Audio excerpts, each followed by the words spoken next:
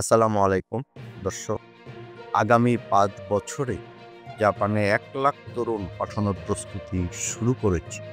প্রধান উপদেষ্টা জাতির উদ্দেশ্যে ভাষণে কথা বলেন। প্রধান উপদেষ্টা প্রফেসর মোহাম্মদ ইউনূস বলেছেন, আগামী ৫ বছরে জাপানে অন্তত ১ লাখ বাংলাদেশি তরুণ পাঠানোর প্রস্তুতি শুরু করেছে। তরুণদের সেখানে পাঠাতে প্রয়োজনীয় প্রশিক্ষণ ও অন্যান্য প্রস্তুতি শুরু হয়েছে। এর পাশাপাশি আমরা ইতালি, দক্ষিণ কোরিয়া, সার্বিয়া সহ বিভিন্ন দেশে দক্ষ কর্মী পাঠানোর উদ্যোগ নিয়েছি। এই কাজটা যদি সঠিকভাবে করতে পারে, বাংলাদেশ অনেক দূর এগিয়ে যাবে। সরকারি ট্রেনিং এর মাধ্যমে, দক্ষতার মাধ্যমে যদি আমাদের আন্তর্জাতিক শ্রম বাজারটা ধরা যায়, অভাবনীয় সাফল্য আসবে। এই জায়গাটায় বাংলাদেশের রেমিটেন্স যোদ্ধারা, প্রবাসীরা রেমিটেন্সের জন্য, বাংলাদেশের এগিয়ে নেওয়ার জন্য অনেক ভূমিকা পালন করছে। কিন্তু এই প্রবাসে পাঠানোর বেলায় যত সব অনিয়ম, দুর্নীতি, অবহেলা, এই ঘোষণাটাকে স্বাগতই জানানো যায়। মঙ্গলবার ৫ আগস্ট জুলাই গণ অভ্যুত্থান দিবস উপলক্ষে জাতির উদ্দেশ্যে দেওয়া ভাষণে এসব কথা বলেন তিনি বলেন, প্রবাসী বাংলাদেশিদের জন্য ভিসা সংক্রান্ত জটিলতা দূর করতে আমরা গভীরভাবে কাজ করে যাচ্ছি। বাংলাদেশি নাগরিকদের জন্য আরব আমিরাত পুনরায় ভিসা চালু করেছে। মালয়েশিয়া কর্তৃপক্ষ বাংলাদেশি কর্মীদের জন্য প্রথমবারের মতো মাল্টিপল এন্ট্রি ভিসা চালু করেছে।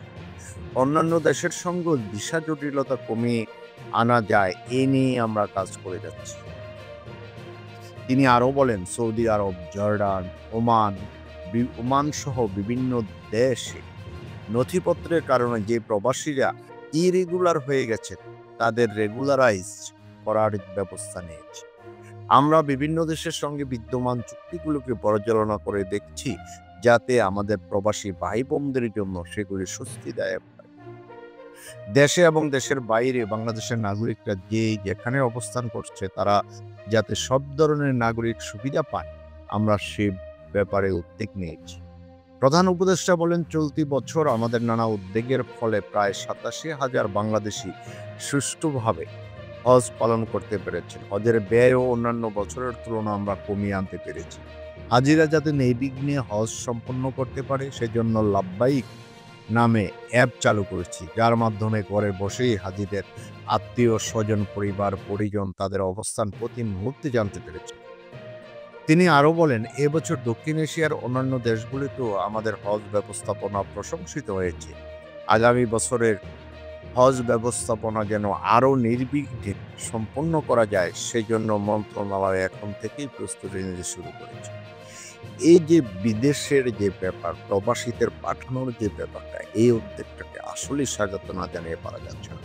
এটা যদি সরকার পরিপূর্ণভাবে যদি এটা ধরে, এটাকে যদি এই সমস্যাগুলির সমাধান করে যদি মানুষগুলি পাঠাতে পারে, তাহলে বাংলাদেশ আরো অনেক দূরে এগিয়ে যাবে।